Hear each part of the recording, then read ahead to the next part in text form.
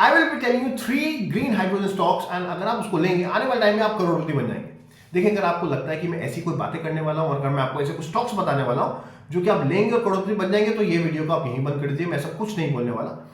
My objective is not tell you stock. मैं इसको अभी इस वीडियो में आपको कोई स्टॉक्स नहीं बताऊंगा, बट यस मैं आपको समझाऊंगा कि अगर आप कभी भी किसी स्टॉक में एंटर करते हैं तो there has to be a reason. तो यहां पे स्टॉक्स की बात नहीं होने वाली, हम सेक्टर की बात जरूर करेंगे। ग्रीन हाइड्रोजन की बात करिए तो we'll be talk about green hydrogen. My objective is not stocks but why green hydrogen. I always say that कभी भी आपको किसी भी कंपनी में एंटर करना है तो पहले स्टॉक्स कम लेटर, स्टॉक बाद में आता है, पहले आता है व्हाई, सेक्टर व्हाई। अगर आप ग्रीन हाइड्रोजन में 3 स्टॉक्स मुझे बताने वाले हैं, इसको बाद में रखते हैं, पहले बताइए why I should invest in green hydrogen. क्या है ऐसा ग्रीन हाइड्रोजन में, राइट? ऐसा क्या है? बहुत सारी चीजें और चलती हैं, तो why should I put my money in green hydrogen, that's the point. और ये आपकी क्लैरिटी आनी चाहिए। अगर आप इस पे क्लियर हैं, अगर आपको पता है why you are putting your money in green hydrogen, the why is clear. देखिए, स्टॉक मार्केट में आप आए हैं, व्हाई आपका क्लियर है। आपका व्हाई क्या है कि आपको रिटर्न चाहिए, right? That's your why is clear, that's you want good returns, you want वो जो एक बातें करते हैं इन्फ्लेशन बीट करना। I am not talking about that. If you want to get good returns, at the same time आपका why clear होना चाहिए कि why I am investing into this stock and why I am investing into the sector. ऐसा क्या है sector में? तो मैं ग्रीन हाइड्रोजन के बारे में बात करने वाला हूं। पहले ग्रीन हाइड्रोजन क्या है पहले समझने की कोशिश करते हैं। तो सबसे पहले मैं आपके सामने एक डायग्राम रख देता हूं, इससे आपको थोड़ी क्लैरिटी आ जाएगी। तो अगर आप डायग्राम में देख सकते हैं तो दिस प्रोसेस, ये जो प्रोसेस है इस ग्रीन हाइड्रोजन को एक्सट्रैक्शन का, तो green hydrogen is extracted using a process called electrolysis. Electrolysis का एक प्रोसेस है, उसको हम यूज करते हैं, और यहां पे जो आप H2O देख रहे हैं, इससे हम हाइड्रोजन को एक्सट्रैक्ट करते हैं। और जो इलेक्ट्रोलिसिस का जो प्रोसेस है, जो प्रोसेस आप देख रहे हैं, इसमें एक इलेक्ट्रिसिटी चाहिए होती है। विदाउट इलेक्ट्रिसिटी ये प्रोसेस पूरा नहीं हो सकता। तो इसके लिए बिजली चाहिए होती है। जो बिजली जो आ रही है, right, the electricity which is coming for electrolysis process, if it is coming through a renewable resource, अगर ये एक रिन्यूएबल एनर्जी के थ्रू आ रही है, that is a solar plant और अ विंड प्लांट, अगर ये विंड मिल से या सोलर से आ रहा है, तब हम इसको जो ब्लास्ट में एक्सट्रैक्ट हो रहा है हाइड्रोजन, उसको हम ग्रीन हाइड्रोजन बोलते हैं। तो पहले आपको समझना पड़ेगा, पहले आपका सोलर प्लांट या विंड से इलेक्ट्रिसिटी आएगी, वो इलेक्ट्रोलिसिस का प्रोसेस होगा, और उसमें जो एक्सट्रैक्ट होगा हाइड्रोजन, उसको हम ग्रीन हाइड्रोजन बोलते हैं, राइट? तो इतना करना क्यों है? व्हाई, क्यों करना है ग्रीन हाइड्रोजन के लिए इतनी मेहनत? पहले सोलर लगाओ, फिर electrolysis, why should we invest in green hydrogen? तो लेट्स अंडरस्टैंड। देखिए, तो पहला पॉइंट ये है कि हम बहुत डिपेंडेंट है ऑयल को लेके। मिडिल ईस्ट कंट्रीज में हम क्रूड ऑयल को बहुत इंपोर्ट करते हैं, और इससे हमारा क्रूड ऑयल का बिल भी बहुत ज्यादा आता है, हमारा ट्रेड डेफिशिएंट भी होता है, बट हम बहुत ज्यादा डिपेंडेंट है। एंड जब भी जियोपॉलिटिकल टेंशन होती है, जैसे रशिया यूक्रेन वॉर हुआ, कभी भी कोई भी जियोपॉलिटिकल टेंशन होती है, तो क्रूड ऑयल के रेट बढ़ जाते हैं, और जिसका इंपैक्ट हमारी इकोनॉमी पे स्ट्रेट अवे आता है। हमारी डिपेंडेंसी बहुत ज्यादा है क्रूड ऑयल की। we import a lot, right? So that's the first point which we really want to work on. हम चाहते हैं कि हमारा सब कुछ होमग्रोन हो, बट यहाँ पे हमारे पास कोई ऑप्शन नहीं है, हमें हमेशा डिपेंडेंट रहते हैं। तो first thing. Second thing, carbon emission. इतना कार्बन एमिशन हो रहा है, तो that we need to reduce. And Modi ji, India along with 190 countries signed a pact called Paris Pact. Paris Pact हमने साइन किया है, एंड उसमें हमने ये एग्री किया है कि बाय 2030 हम 50% से ज्यादा 50% तक अपना कार्बन एमिशन को ले आएंगे बाय 2030। ओके, एंड बाय 2070 हम पूरा रिन्यूएबल एनर्जी पे आ जाएंगे। तो दैट्स अगेन अनदर पॉइंट। तो what does it mean? It means कि हम फॉसिल फ्यूल को कम यूज करेंगे और रिन्यूएबल एनर्जी को ज्यादा यूज करेंगे। तो ये कार्बन एमिट तो हो रहा है, बट सबसे ज्यादा कौन सी ऐसी इंडस्ट्रीज हैं जहां से कार्बन एमिट होता है? We need to figure it out. हमको पहले ये समझना पड़ेगा कि कौन सी ऐसी इंडस्ट्रीज है। तो मैं पहले आपको बता दूं, first is transportation, right? Second is steel. Steel factories बहुत कार्बन एमिट करती हैं, steel factories, yes. And the most important point, we are the second largest producer of steel.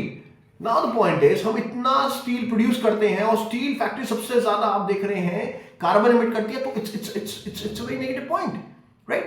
So again, and the third is chemical factories. Chemical factory से बहुत ज्यादा carbon emission होता है।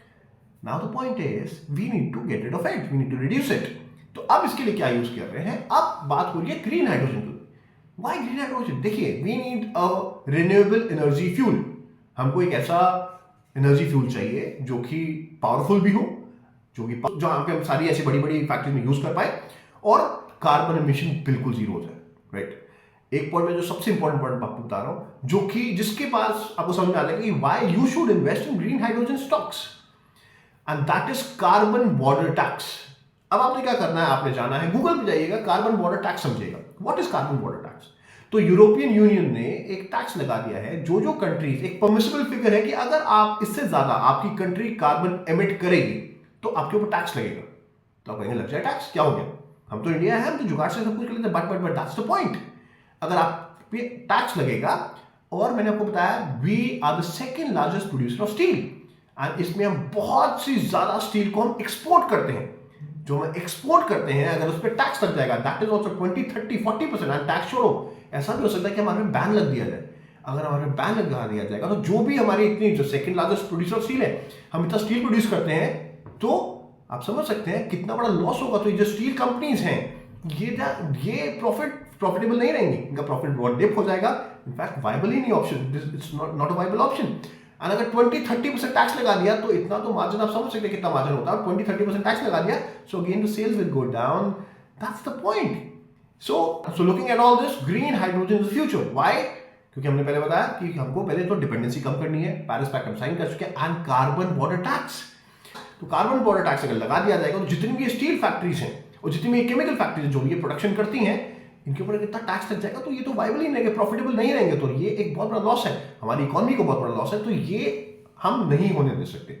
सो now the point is, या तो आप इसका alternative लाओ, नहीं तो green hydrogen looks very promising to become a next multibagger sector, and any company which is related to green hydrogen will become a next multibagger stock. तो simple सी बात ये है, ग्रीन हाइड्रोजन होता क्या है? Extraction of hydrogen using a process of electrolysis, और electrolysis के लिए आपको बिजली चाहिए होती है, बिजली आती है रिन्यूएबल रिसोर्सेज से, तो इसको हम बोलते हैं इलेक्ट्रोलिसिस का प्रोसेस, और इसको हम बोलते हैं ग्रीन हाइड्रोजन।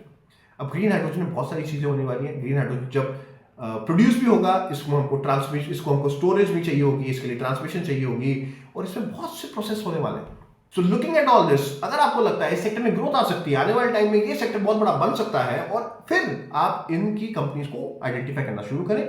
आप समझिए कौन सी कंपनी है जो ग्रीन हाइड्रोजन में काम कर रही है और आने वाले टाइम में बड़ी बन सके। और अगर आपको लगता है नहीं ग्रीन हाइड्रोजन आगे नहीं बढ़ेगा, तो why to waste time, sector को गोली मारो, दूसरे स्टॉक्स पे जाएंगे। But my objective is you should understand why you are investing into stock. तो research is much more important. आपको रिसर्च करनी चाहिए किसी भी स्टॉक में जाने के लिए। किसी के सेक्टर को समझिए, तो इस सेक्टर में मैंने आपको बता दिया कि हमारी पहले डिपेंडेंसी बहुत ज्यादा है, उसके बाद हमने कार्बन एमिशन कम करना है, और सबसे इंपॉर्टेंट बात, जितनी भी स्टील फैक्ट्रीज हैं, केमिकल फैक्ट्रीज हैं, कार्बन बॉर्डर टैक्स लग जाएगा, तो it will not be a good option. So मुझे जो समझ में आ रहा है, we don't have any other option, government doesn't have any other option, we have to put our money, we have to make this sector grow, क्योंकि हम green hydrogen को use कर पाए, और जितनी भी जो फॉसिल फ्यूल हम यूज करते हैं उसके हम कार्बन एमिशन कम कर पाए, और ग्रीन हाइड्रोजन फ्यूल को हम यूज करें जो कि केमिकल फैक्ट्रीज और जितनी भी जो बड़ी एनर्जी चाहिए होती है वो दे सकता है, और वो हम काम कर सकते हैं। सो ग्रीन हाइड्रोजन, और इसमें भी बड़ी सारी चीजें, इसमें सोलर प्लांट है, सोलर प्लांट में यूज होने वाली है, सोलर प्लांट यूज होने वाला है, इलेक्ट्रिसिटी का प्रोसेसर यूज होने वाला है, और फाइनल प्रोडक्ट यूज होने वाला है ग्रीन हाइड्रोजन। उसके बाद भी ग्रीन हाइड्रोजन को भी स्टोरेज चाहिए और ट्रांसमिशन चाहिए। तो इसमें बहुत सारी कंपनीज हैं जो कि हम अगली वीडियो में बात करेंगे। पर आप पहले समझिए, अगर आपको लगता है ग्रीन हाइड्रोजन सेक्टर आने वाले टाइम में बड़ा बनेगा, तभी हम आने वाले टाइम में नेक्स्ट वीडियो बनाएंगे और इस पे कंपनीज डिस्कस करेंगे कौन सी कंपनीज को फायदा हो सकता है आने वाले टाइम में। तो अंडरस्टैंड सेक्टर।